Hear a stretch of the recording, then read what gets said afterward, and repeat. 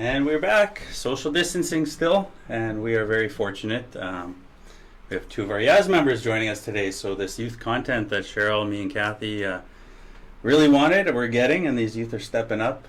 And just want to say, Kathy, we miss you, and hope you're enjoying the sun on your vacation. We're very jealous. Miss you. Just as a side note, we're planning one of our first YAAS fun events, and we're going to wait for you, Kathy, so don't worry. Yes. So good morning. Thanks for coming, everybody. Welcome to episode 16.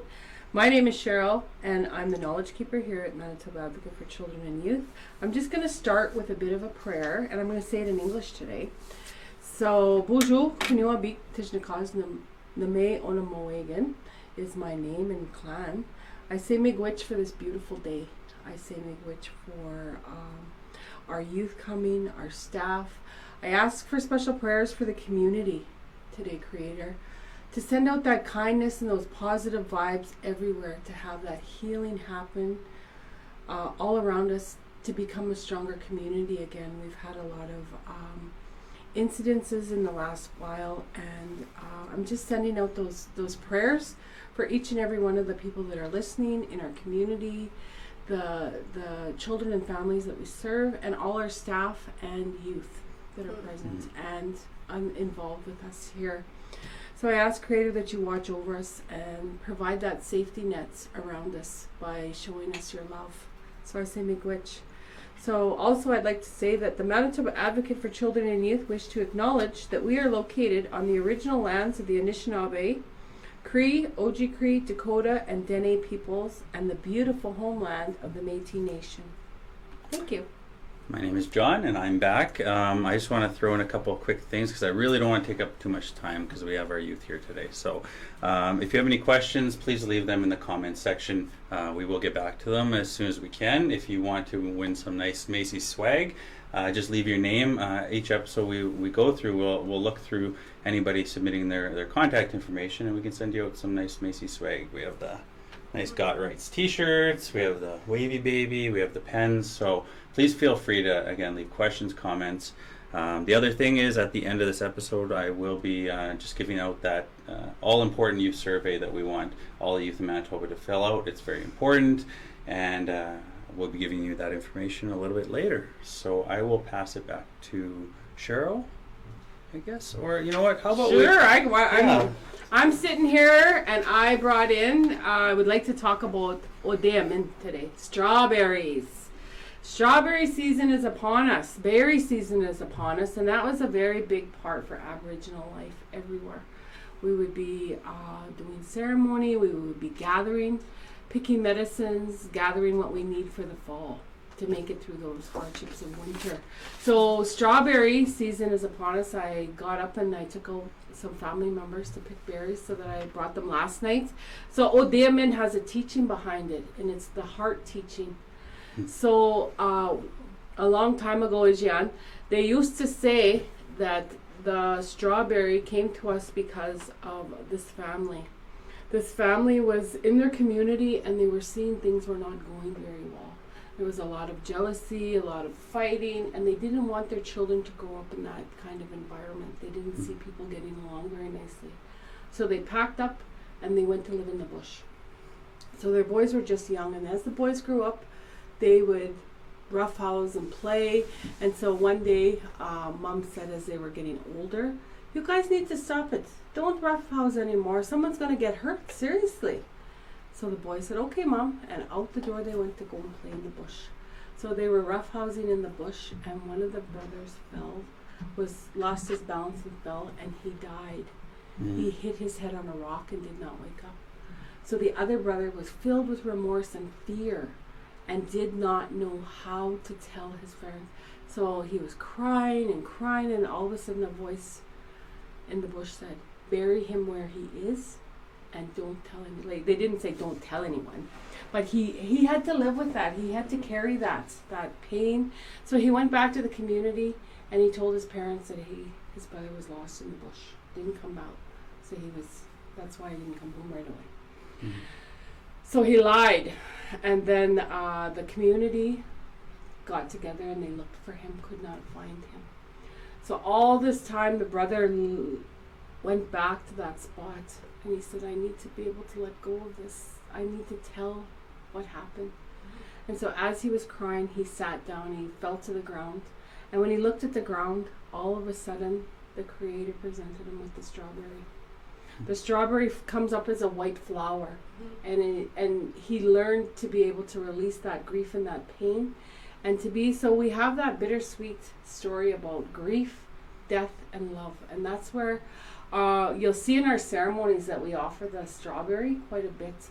And it's connected to our heart, because that's where we feel the most, you know. Our mind tells us one thing, but that journey between the heart and the head is often a painful journey. They say it's the longest journey, and it's only 13 inches from your head to your heart. So today I brought in fresh strawberries, last year's jam, and I'm so sorry we didn't get any Baddock. I went to the store and they didn't have any Baddock ready for us. So I was like, no, we got there just as they were opening, and there was no, usually someone has it made. Not today, so I apologize for that. So we do have some berries and stuff for our guests, and that story about the strawberry, when you think about it, that medicine is what grows and it helps us to heal. And strawberries are very bittersweet. Some are very sweet, some are like, oh. So that's the teaching today, is about the strawberry. We also learned that when we're doing our activities throughout the year, we have a schedule. Blueberries, Saskatoons will be next. Sweetgrass picking, sage picking. There's all sorts of medicines to be gathered. Summertime is not the only longest time of the year for a reason. It's to be able to get everything done that we need to be doing.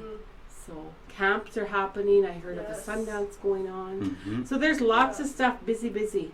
You know, just want to remind everybody to be socially safe and practice your distancing, hand washing, and covering your mouth either with a mask or coughing into your, and stay home if you're sick. So, miigwech. So I'll just, again, I don't want to talk much. So the UNCRC, the United Nations Convention on the Rights of the Child, is what we base a lot of our work on. This is very important to all of us, because youth rights aren't optional. Like, they are legal, they are set. So we can't choose which rights to follow. These 42 articles or rights need to be followed. They're law, and if they're not being followed, that's where hopefully us as adults, and definitely where the Manitoba Advocate will step in and assist and raise that, you know, voice of the youth and really help hear them.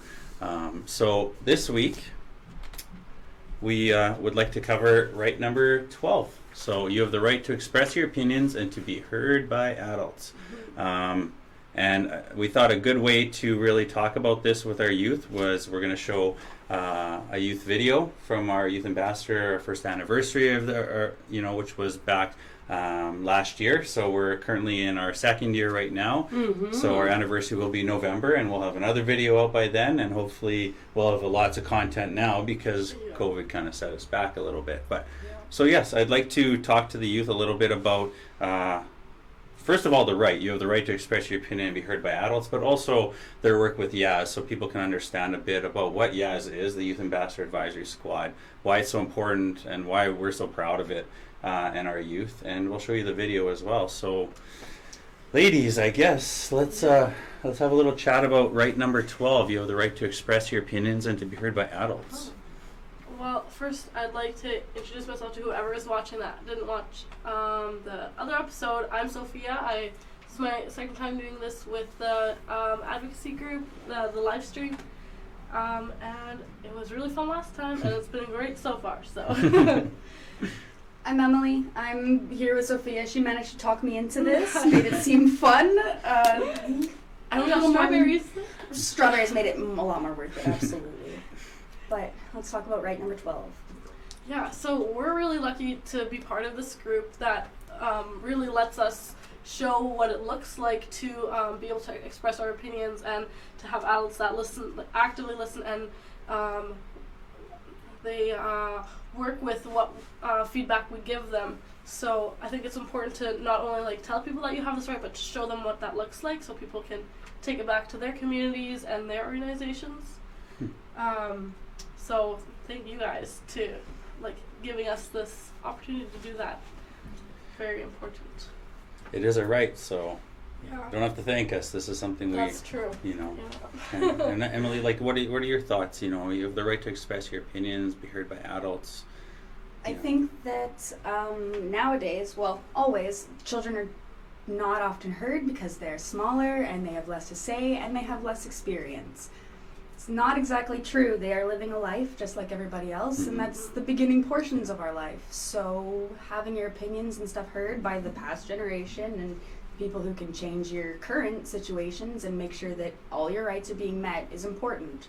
Not having that is absolutely a violation of human rights. Mm-hmm. So that's why we make sure that even if it's a Manitoba advocate, a YAAS member, or your own personal support, it should always be met. You should always be heard and listened to. Yeah, and I feel like being able to express your own opinions and the thoughts that, and like everything that you're going through, like as you go through life as a child and as a youth, it's important to be able to express that and get that out, because that's it's what you kind of like learn from yourself when you're able to express your thoughts, and not being able to do that can really harm like mental health, your learning abilities, and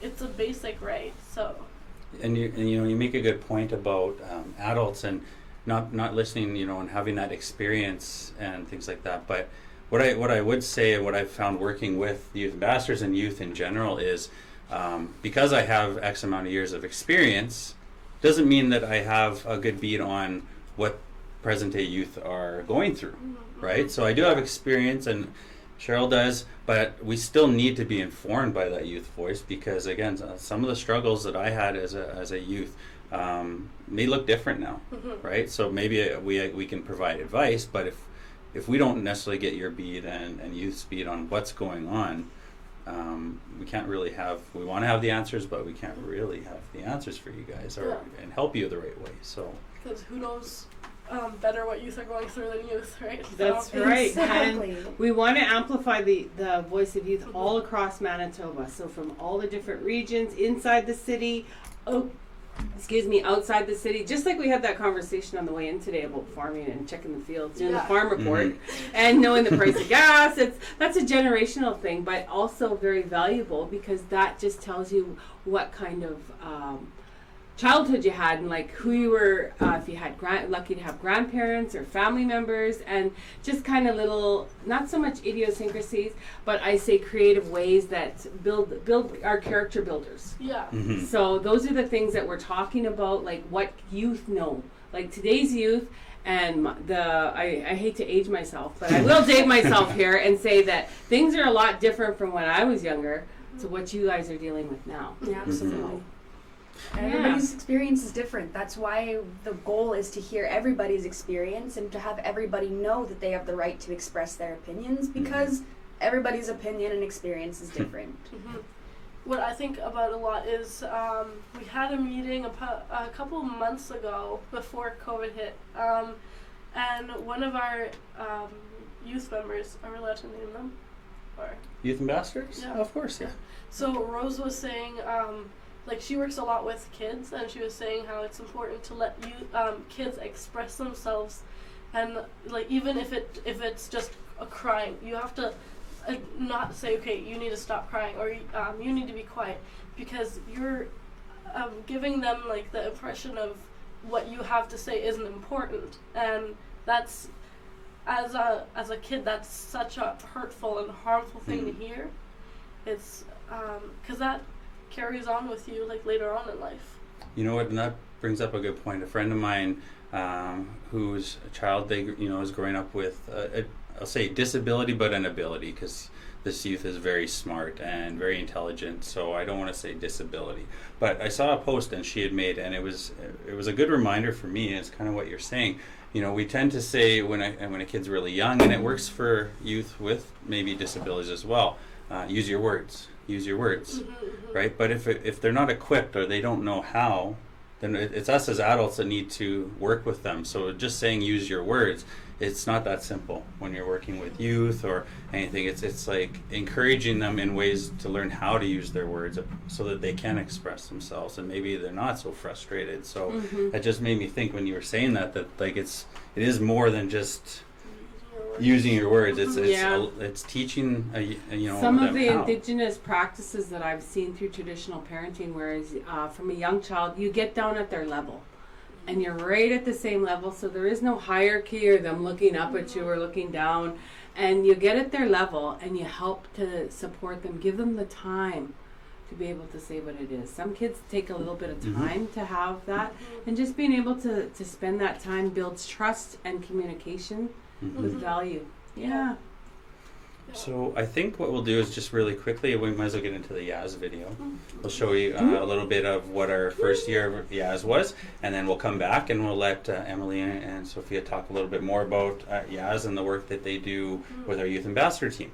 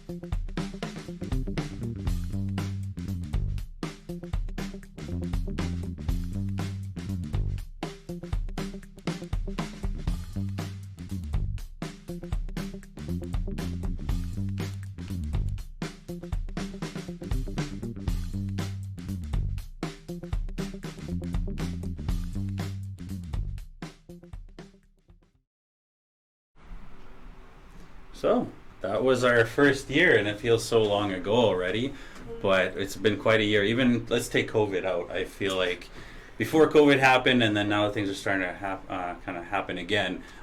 We haven't missed a beat. It seems like the youth were, and we did still meet with the youth by Zoom, and so we were still having our meetings. But it's just there's something different when you're able to actually meet in person. It's not the same, especially even more so. I've done, we've done work meetings and business meetings, and it's different when you're trying to really connect and make and really, I guess, hear what youth are saying. It's so much easier in person.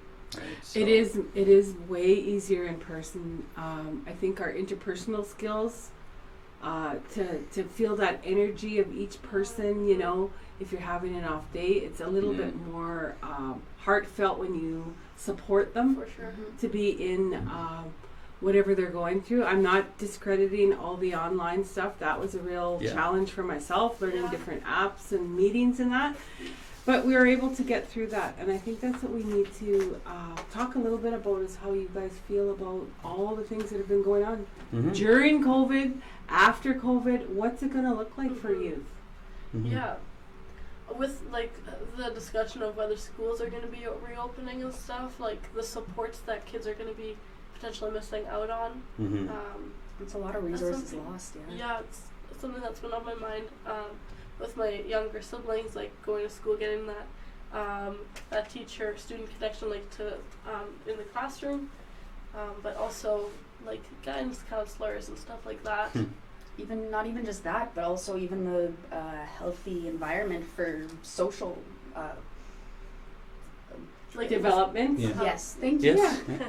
well, like with friends and stuff. It's Yeah. It's a good setting. I mean, generally it's a good setting, so Mhm. being able to cater back to that would be good. That's this losing a social aspect for children is definitely not ideal. Mhm. Playing outside and everything is and yeah, part of it. even for me during this time that we had our Zoom meetings, would I felt like I lost a little bit of my interpersonal skills, and like coming back to meeting in person, I had to like stop myself a couple times and like, is this usually how I acted? Like, yeah, I was so lost. I was like, I haven't talked to anybody in months, and now I'm like people again. Like, what is body language? So it was definitely something to get used to again. And I don't know what it's gonna look like after COVID, whatever that means. Whenever that is. See, and that makes me wonder, like, so the longer this goes, and you're talking about if kids aren't going back to school or what that looks like. So if the kids that are like 5 and 6, and I mean any age, but 5 and 6 especially, they're starting to learn those social skills. So what is that going to look like to them now? The longer this goes, now their skills are being, I guess, shown in a different way than I would have ever seen growing up, right? So it's things to keep in mind as an adult anyway, that the youth and the children right now are going through something that's really going to change probably the way that they grow up and interprets these interpersonal skills. Like a handshake right now or a hug is very taboo almost. yeah. So This it's is the new handshake. yeah. So it's things like that made me wonder, and it just reinforces why we need to connect with youth and be checking with youth, because we can't assume. That they're doing good. Yeah. Yeah. Yeah, because everyone's going through their own thing right now. It's affecting everybody so differently. So what do you guys think of YAAS? And not to put you guys on the spot, we have a couple minutes. I just want we have get involved. So if people want to get involved, there's a way to approach us on our website here, and you can go to manitobaadvocate.ca or phone. But what do you guys like? If you guys were to sum up your YAAS, and if you could possibly do it, like what are some things? I love YAAS. This is a fantastic group of youth and young adults who we don't express ourselves great through screens. Screens are difficult for us. Zoom meetings were definitely a task, but when we are all together, and any of us, doesn't matter who we are talking to or what we are talking about, it is always loud and dynamic, and we'll get our point across. Yeah. And that's why I love being part of YAAS, because it's such a fantastic step between the advocates and the youth who need them. We get to kind of being step between. I mean, I was a youth in care. I absolutely utilized the advocates when I needed them. So I'd like to make sure that there are youth that are still continuing to use that, and making sure that there is a step between so that it's easier and more comfortable to get that support and make sure rights are being met.